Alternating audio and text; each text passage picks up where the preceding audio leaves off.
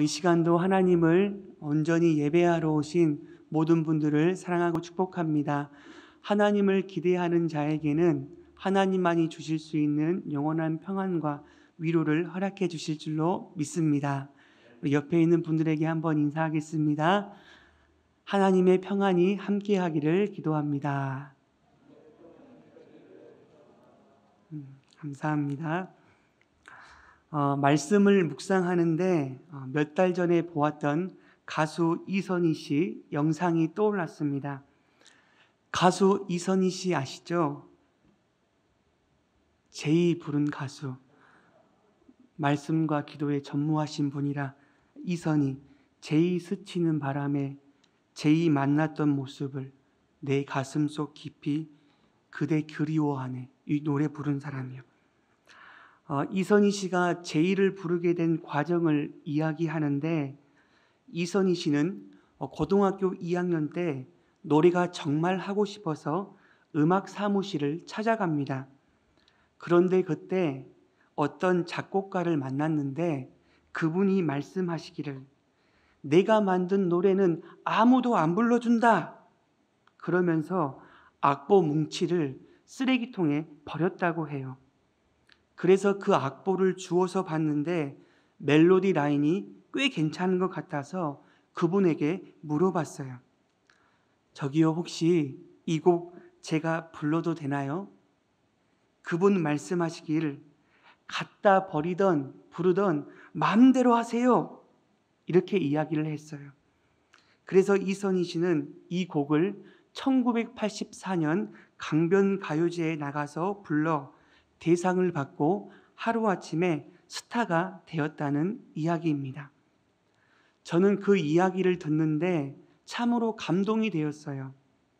우연히 음악 사무실에 찾아갔고 마침 악보를 버리는 작곡가를 만나서 그것을 불러도 되겠느냐 허락을 받은 후에 그 노래를 통해 가수로 데뷔하고 스타가 되어지는 이 일련의 과정들이 은혜가 되었습니다. 왜냐하면 제 인생을 돌아보더라도 우연 같아 보이지만 절대로 우연이 아닌 하나님의 일하심이 셀 수 없이 많았기 때문입니다. 시편 37편 24절 말씀에 보니까 여호와께서 사람의 걸음을 정하시고 그의 길을 기뻐하시나니, 아멘. 여호와께서 사람의 걸음을 정하신대요. 여호와께서 사람의 걸음을 정하신다는 말은 하나님은 자기가 선택한 백성들의 인생을 모든 순간순간에 개입하셔서 그의 길을 자기가 기뻐하시는 길대로 인도하신다라는 의미입니다. 하나님은 저에게 생명 되신 예수님을 믿을 수 있는 최고의 복을 주셨습니다. 그것도 부족해 하나님의 교회를 섬길 수 있는 목사가 되게 하시고, 여전히 부족한 인생이지만 저를 포기하지 않으시고 목사답게 만들어 가시는 하나님의 손길에 감사할 뿐입니다. 우리 인생에 이해되지 않는 수많은 일들을 믿음의 눈으로 해석하면 이렇게 고백할 수밖에 없어요. 하나님 한 번도 나를 실망시키신 적 없으시고 언제나 공평과 은혜로 나를 지키셨네. 이 절이 참 은혜롭지 않습니까?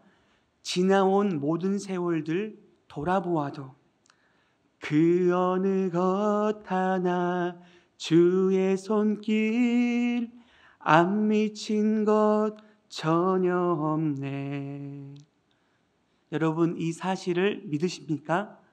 지나온 모든 세월들 돌아보면 돌아볼수록 그 어느 것 하나 주의 손길 안 미친 것 전혀 없네. 이 믿음의 고백이요. 오늘 본문에는 바울을 세밀하게 인도하시는 하나님의 일하심이 기록되어 있습니다. 예루살렘에 도착한 바울은 큰 어려움을 당하고 결국은 체포됩니다. 에베소 지역의 유대인들이 사람들을 선동하고 바울을 두 가지 제목으로 비방하기 시작해요. 첫 번째, 바울은 율법을 회방한다. 율법 폐기론자예요.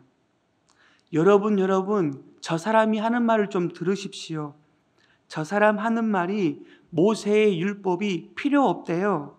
우리가 지켜오던 관습 모두 소용없대요. 거짓말입니까? 거짓말입니까? 거짓말이죠. 바울의 외침은 이것입니다. 율법을 지키고 할례를 행함으로는 우리는 결코 구원을 얻을 수 없습니다. 그러나 우리가 반드시 기억할 거예요.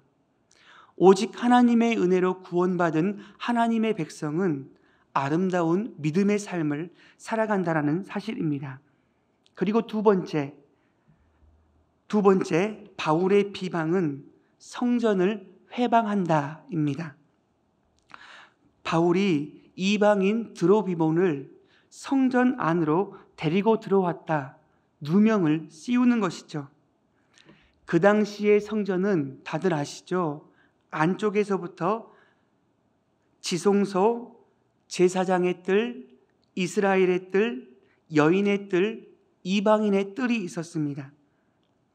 이방인들이 들어갈 수 있는 이방인의 뜰, 이 뜰, 유대인들만 들어갈 수 있는 유대인의 뜰, 유뜰, 이 뜰과 유뜰 사이에는 1.4m나 되는 담이 있었는데, 만약 이방인들이 이스라엘의 뜰로 들어가면 죽임을 당하게 됩니다. 이스라엘을 지배했던 로마 사람도 결코 예외가 없습니다. 그런데 진짜 안타까운 사실이 뭔지 아세요? 바울이 이방인 드로비모를 성전에 데려간 것을 본 적도 없어요. 알지도 못하면서 확인도 안 해보고, 카더라 통신 아십니까? 뭐뭐 카더라 했더라 카더라. 이 카더라 통신으로 유대인들을 선동하니 사람들이 바울을 끌고 가서 집단 구타를 하게 됩니다. 이런 어리석은 일들이 어디 있어요?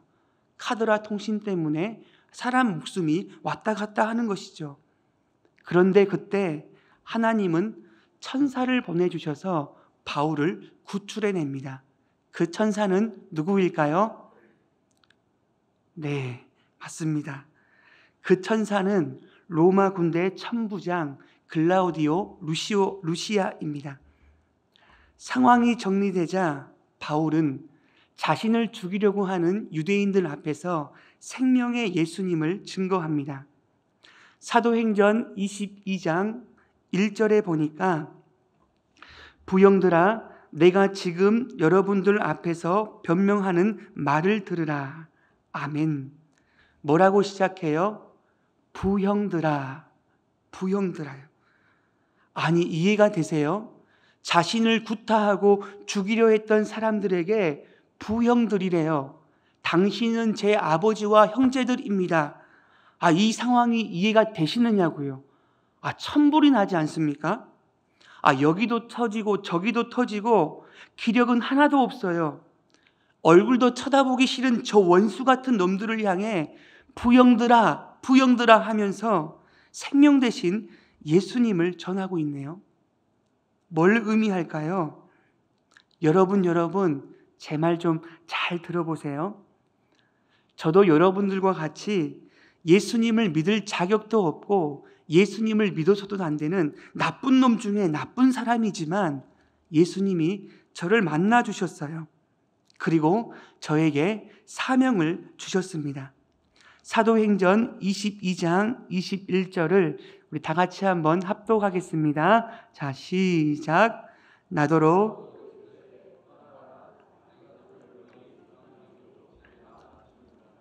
아멘.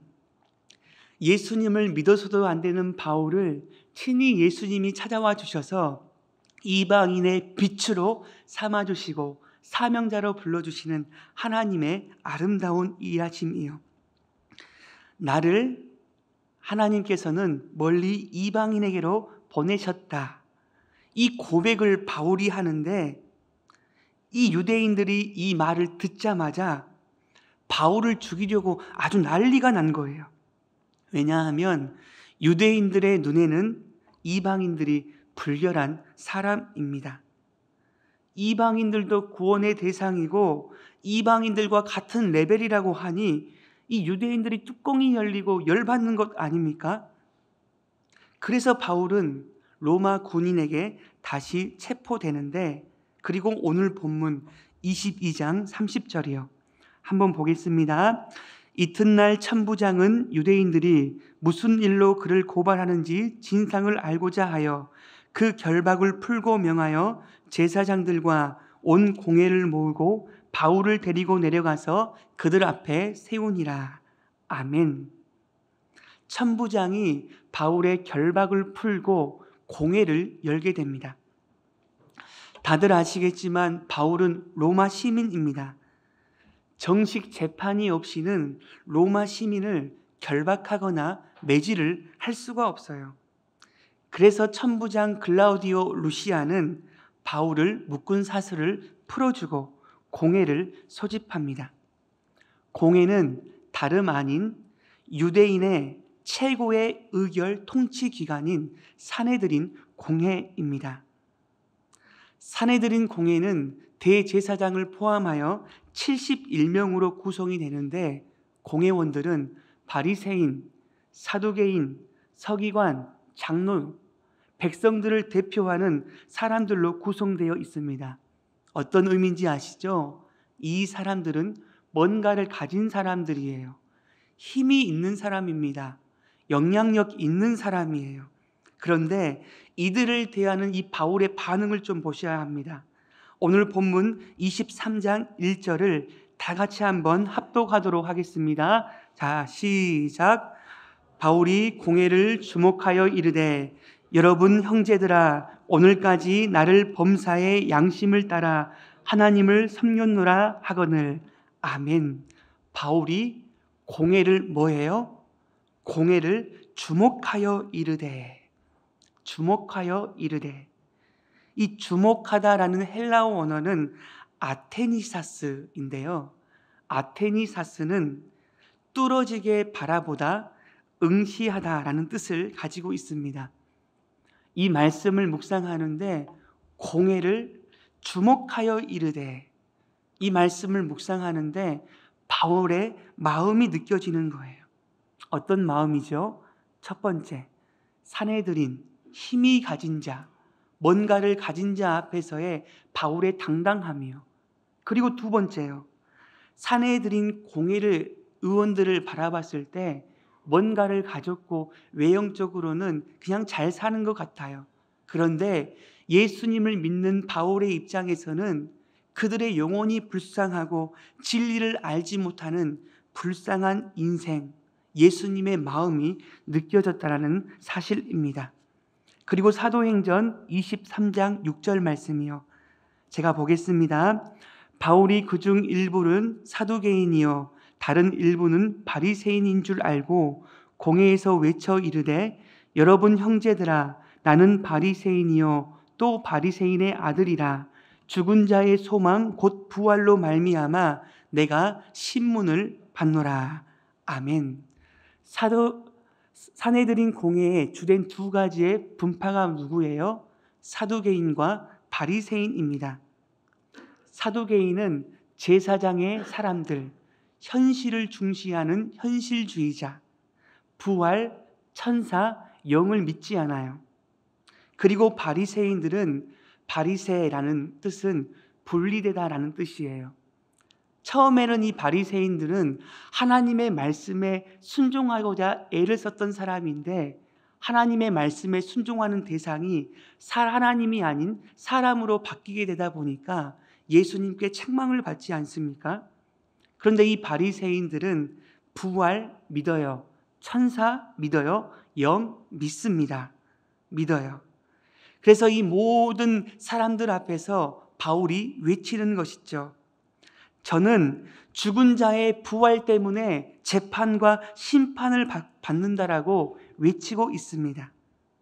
이 외침을 통해서 바울은 뭘 알기를 원하셨을까요? 첫 번째, 나를 위하여 십자가에 죽으시고 부활하신 예수님을 고백하고 선포하고 있습니다. 부활과 영을 믿기 때문에 당시의 구약 시대의 사람들은 하늘 위로부터 내리신 하나님의 음성이 들려진다는 것은 하나님의 계시, 리빌레이션, 드러낸다, 하나님의 자신을 드러내는 것 아닙니까? 그래서 간증을 통해서 살아계신 예수님의 음성을 들음으로 인해서 부활하신 예수님을 경험하고 고백하고 선포하고 있다는 사실입니다. 공회원들 가운데에서도 부활에 대한 믿음을 가진 사람들에게 예수님을 증거하고 있다는 사실입니다. 그리고 두 번째로 바리새인들에게 동정과 지지를 얻게 되죠. 그리고 세 번째로 바리새인과 사두개인 사이에 교리적 차이로 인해서 다툼이 일어나게 됩니다. 사랑하는 귀한 식구들, 바울이 예루살렘으로 온 이후부터 그 과정들을 쭉 한번 살펴보았는데 어떠신가요? 믿음의 동역자들이 예루살렘에 그렇게 가지 말라고 했거든요. 그것에 고난을 당할 것이며 아가보를 통해서 예언하지 않습니까? 그 결박당할 것이라고, 고생할 것이라고. 근데 바울은 뭐라고 해요? 여러분 울지 마십시오. 왜 울어서 제 마음을 상하게 하십니까? 저는 주 예수의 이름을 위하여 결박당할 뿐만 아니라 예루살렘에서 죽을 각오도 되어 있습니다. 저를 그냥 보내주십시오 라고 이렇게 고백하고 있다는 거예요. 그런데 그 고생이 있는 줄 알고 예루살렘에 갔는데 그게 녹록지가 않은 거예요. 유대인들, 자기 동족은 말도 안 되는 비방으로 집단 구타를 하고 체포당하게 만들지요. 아니, 도와주면 유대인들이 도와줘야 되는데 자기를 힘들게 한 뿐만 아니라 도움을 받는 사람은 로마의 천부장 글라디오 루시아를 통해서 도움으로 고난을 겨우 이겨냅니다. 그런데 그때 바울이 요청하죠. 이 사람들에게 변증 연설하게 해주십시오 라고 하는데 이 천부장이 어떻게 반응합니까? 아니, 이 사람들 때문에 이 엄청난 소동이 일어나서 이제 겨우 진정시켜 놨는데 이 바울이 말 뻥끗만 잘못하면 더 소동이 일어날 것 아닙니까? 저 같으면 안 시켜요. 못 시켜요. 입을 테이프로 붙여야죠. 그런데 이 하나님의 은혜로 이 바울이 모든 사람 앞에서 예수님을 증거하게 하시는 거 아닙니까? 이 바울도 환장하겠어요. 제가 부형들아, 자기를 죽이려고 했던 그 사람들을 향하여서 내 아버지의 형제들이요, 이게 말이 되느냐고요. 그래서 결국은 로마 시민권을 가진 이 바울에게 정식 재판을 하기 위해서 이 천부장이 사내들인 공회를 열지 않습니까? 그때 엄청난 힘을 가진 그 사람들 앞에서 공회를 주목하여 이르되 그들 앞에서 당당한 바울의 모습을 보여주고 있다는 사실입니다. 여러분 어떤 생각이 드세요? 내 힘과 능력으로 이 모든 과정들을 통과했다라면 할 수 있겠습니까? 어떻게 해서 이 바울은 이 엄청난 고난을 알고도 낙심하고 좌절하지 않고 그 낙심 가운데 벌떡 일어나 하나님의 복음을 증거할 수 있는 아름다운 통로가 되었을까요? 어떻게 해서 사명을 감당할 수 있었을까요? 우리 두 가지로 살펴보도록 하겠습니다. 첫 번째, 주님의 위로입니다. 오늘 본문 23장 11절 말씀을 우리 다 같이 한번 합독하도록 하겠습니다. 자, 시작. 그날 밤에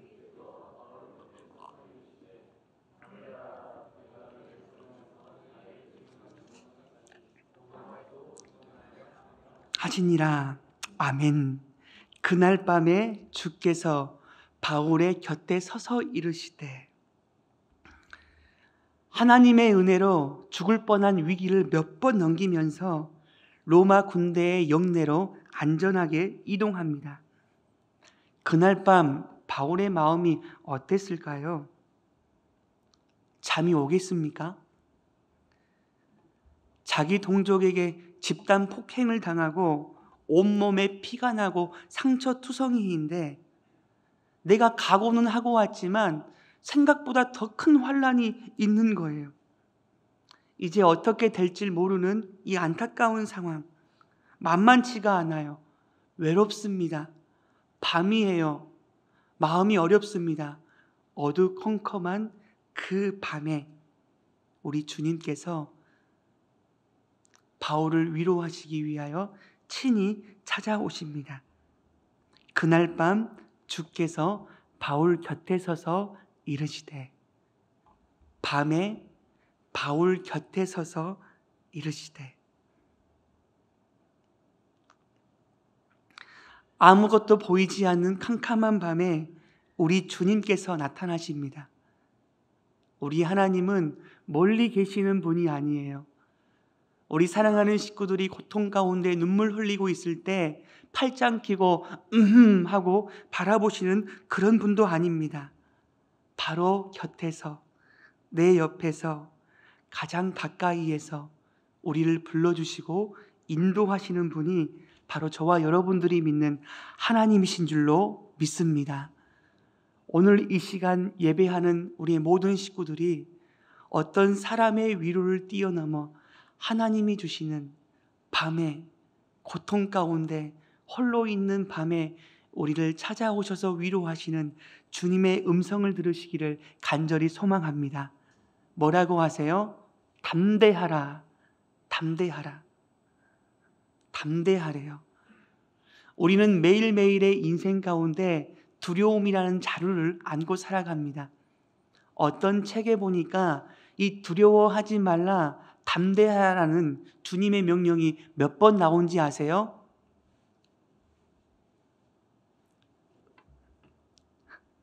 너무 빨리 지나갔죠. 365번이 나온대요. 참 의미가 있지 않습니까? 우리는 매일 반복되는 인생 가운데 우리는 두려움의 자루를 안고 살아갈 수밖에 없는 연약한 존재입니다. 그렇지만 하나님이 우리에게 주시는 마음은 두려워하는 마음이 아니라 사랑과 능력과 근신과 절제하는 마음이라고 말씀하신 것처럼 매일매일 반복되는 삶 가운데 우리가 알지 못하지만 믿고 살아가는 인생인 줄로 믿습니다. 매일매일마다 주님 위로부터 내리시는 두려워하지 말라, 담대하라. 그리고 두 번째로 예루살렘에서 나를 증거한 것 같이 로마에서도 나를 증언하리라. 담대하게 하라라고 마음을 격려하신 하나님이 또 다른 사명의 약속을 해주시는 우리 하나님입니다. 여러분 알고 계시죠? 이 말도 안 되는 하나님의 그릇으로 쓰임받을 수 없는 이 바울을 하나님이 찾아오셔서 우리 주님이 뭐라고 부르십니까? 사울아, 사울아. 교회를 핍박하는 죄인 중에 괴수인 이 사울을 향하여서 사울아, 사울아 두 번 부르십니다. 이 음성은 분노의 음성이 아니에요. 잃어버린 영혼을 찾기 위한 주님의 음성입니다. 주님은 바울을 심판하기 위해서 부르신 것이 아니라 구원해 주실 뿐만 아니라 너를 통해서 이방인의 놀라운 복음의 역사가 이루게 하는 축복의 통로로 쓰임받게 하겠다, 내가 하겠다, 내가 만들겠다, 내가 너를 인도해 가겠다. 하나님이 주어인 인생에서 사명자로 만들어 가시는 하나님의 음성을 우리에게 말씀해 주고 있습니다. 사랑하는 귀한 식구들, 예수님을 믿는 사람답게 살아가는 것 너무나 힘이 듭니다. 내가 손해보고 참아야 되고 좁고 협착한 불편한 길이 바로 예수님을 믿는 사람, 크리스티아노스, 그리스도인의 길이 아니겠습니까? 저는 그 길을 당당하게 나아간 우리의 모든 식구들이 하나님으로부터 오는 영원한 위로와 평안과 사명을 감당하게 되기를 간절히 소망합니다. 우리가 지금 숨을 쉬고 있는 이유는 내 능력 몰라요. 내 자격 모릅니다. 그렇지만 내가 이 자리에 숨쉬고 이 자리에 있는 이유는 우리를 사명자로 세우시는 하나님의 일하심이 있음을 이 시간 믿음으로 고백하게 되기를 간절히 소망합니다. 어제 오후에 어떤 성도님으로부터 전화를 받았습니다. 이번에 개편된 이후에 목자로 섬기시는 분이신데 마음속에 참 많은 어려움들이 있으셨나 봐요. 연락을 취하고 그분들을 위하여 기도하고 집으로 초청하고 신방하는 모든 과정 속에서 내 맘 같지 않고 또 섬기는 데 있어서 여러 가지 많은 부분들이 어려운데 이런 고백을 하시더라고요. 목사님, 마음이 상해요. 마음이 상해요. 이런 말씀을 하세요. 이분을 세우기 위해서 서로 함께 기도하면서 이번에 구역 개편이 되면서 목자로 섬기셨거든요. 근데 마음이 상해서 여러 가지 힘든 부분들이 있지만 그 상함도 주님 앞에 은혜입니다 라고 고백하고 있는 거예요. 자격 없는 나를 왜 세우셨을까? 왜 목자로 세우셨을까? 고민하고 있는 자리인데 하나님께서 마음을 상하게 하셨다는 거예요. 그래서 주일날 교회에 오는데 교회에 오면서부터 눈물이 나고 주일날 예배 자리에 앉은데 눈물이 나고 심지어는 현수막만 봐도 눈물이 나고 찬양을 봐도 해도 눈물이 나고 눈물이 난대요. 그래서 하나님 앞에 상처받은 것도 주님이 주신 은혜입니다 라고 고백하면서 우리 담임 목사님이 지난 주일날 그 이름을 써서 흔드는 것도 하나님 은혜라고 억지로라도 기도 제목을 다 적어서 흔들었더니 주님의 은혜가 임했다고 해요. 하나님이 크신 마음에 평안을 주셨대요. 그리고 또 다른 분이 또 전화가 왔어요. 아무래도 수요 설교할 줄 아시고 애화를 쓰시라고 하나님이 그 두 분에게 통화를 하지 않았나 싶어요. 표정을 보니까 저만 감동이 일어나는 것 같아요. 가정적인 어려움을 통해서 매몰되고 침몰되는 그런 모습 가운데 2주간 힘들게 살아왔지만 억지로 나는 그 주님의 말씀을 듣고 매몰되지 말자, 주저앉지 말자 하면서 믿음으로 주님의 주신 귀한 영혼들을 신방하고 갔더니 하나님께서 그 귀한 교제 가운데 아름다운 풍성한 은혜를 주셨다라고 이렇게 믿음의 고백을 하게 하셨습니다. 사랑하는 귀한 식구들, 하나님께서는 우리 사랑하는 성도님만이 감당할 수 있는 그 사명의 자리를 저와 여러분들에게 심어주신 줄로 믿습니다. 사명, 능력 없어요. 따지지 마요. 내 실력 묵상하지 마세요. 오직 우리를 부르시는 하나님은 하나님의 부르심에는 후회가 없는 줄로 믿습니다. 하나님이 허락하신 그 자리에 하나님이 주신 만큼만 순종하며 나아갈 때 깃발을 흔들면서 내가 할 수 있는 것 순종하고 할 수 없는 것은 주님께 맡기며 나아갈 때 영적인 나비 효과요. 우리의 작은 날개짓을 통하여서 저 지구 반대편에는 영적인 태풍이 일어나게 될 줄로 믿습니다. 그리고 두 번째요. 어떻게 바울은 이런 말도 안 되는 사명을 감당할 수 있었을까요? 두 번째, 주님의 보호입니다. 오늘 본문 23장 12절에서 13절이요. 날이 새매 유대인들이 당을 지어 맹세하되 바울을 죽이기 전에는 먹지도 아니하고 마시지도 아니하겠다 하고, 우리 다 같이 한번 볼까요? 자, 시작. 이같이 아멘. 주님의 위로와 사명을 받은 그 이후에 바울을 죽이려는 유대인들의 음모가 진행됩니다. 그들은 바울을 죽이기 전에는 먹지도 않겠습니다. 마시지도 않겠습니다.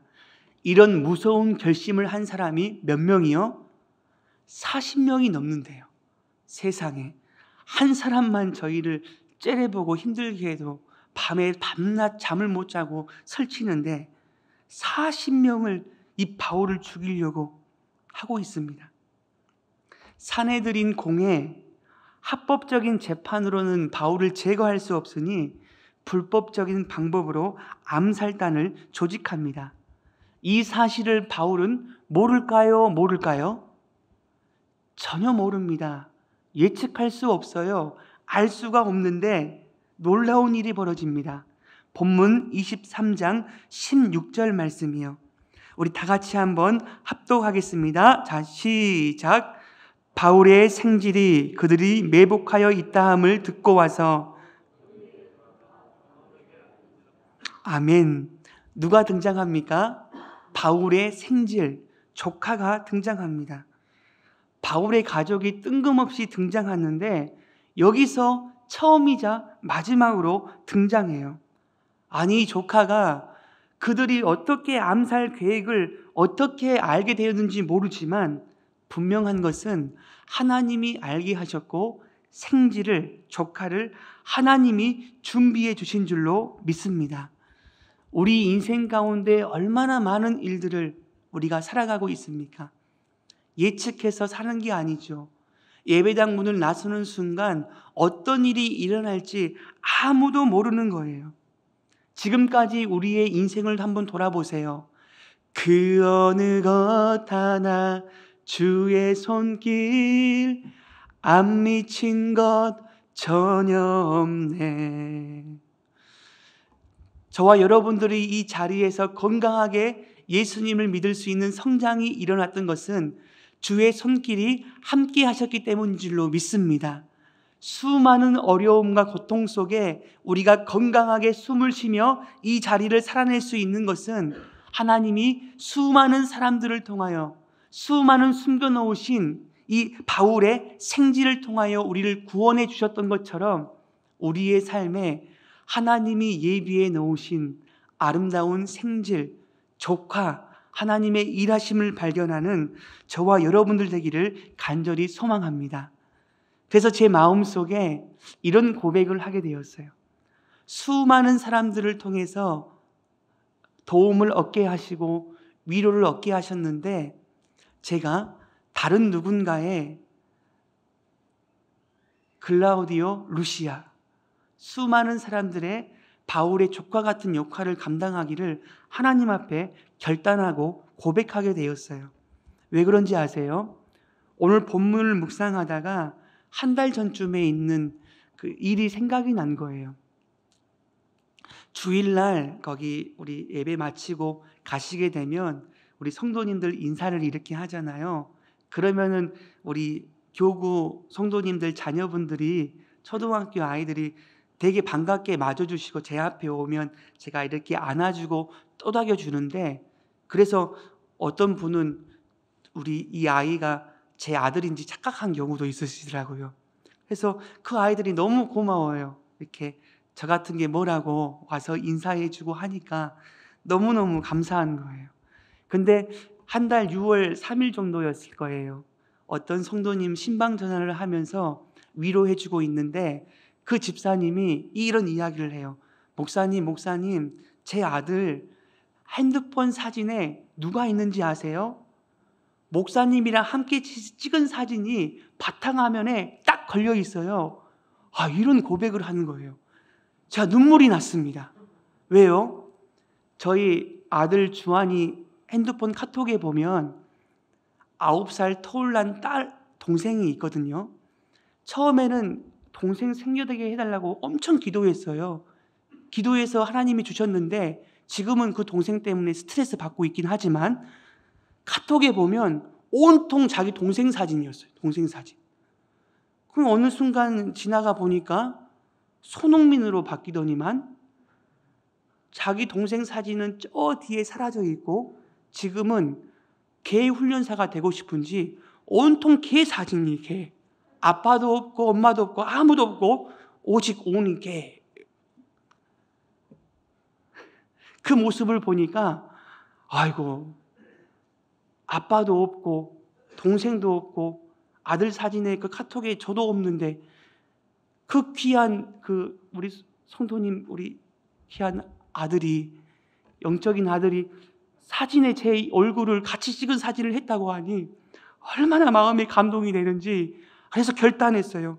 하나님, 제가 있는 동안에 내가 다른 사람의 도움을 구하고 그 하나님의 생지를 보내주십시오. 글라우디아 루시아를 보내주세요. 믿음의 동역자를 보내주세요. 이 기도만 하지 않고 내가 누군가의 생질이 되고 도움이 되게 하여 주셔서 누군가를 위로하는 하나님의 축복의 백성이 되게 인도하여 주옵소서. 이 기도를 하게 됐다는 것. 사랑하는 귀한 식구들, 저와 여러분들은 그런 존재인 줄 믿습니다. 계신 것만 해도 누군가에게 위로가 되는 축복의 사람인 줄로 믿습니다. 그래서 더욱더 하나님 앞에 헌신하는 우리의 모든 분들이 하늘 위로부터 내리시는 주님의 음성과 위로를 경험하여서 이 세상 가운데 누군가를 위로하고 축복하는 아름다운 교회 되시기를 간절히 소망합니다.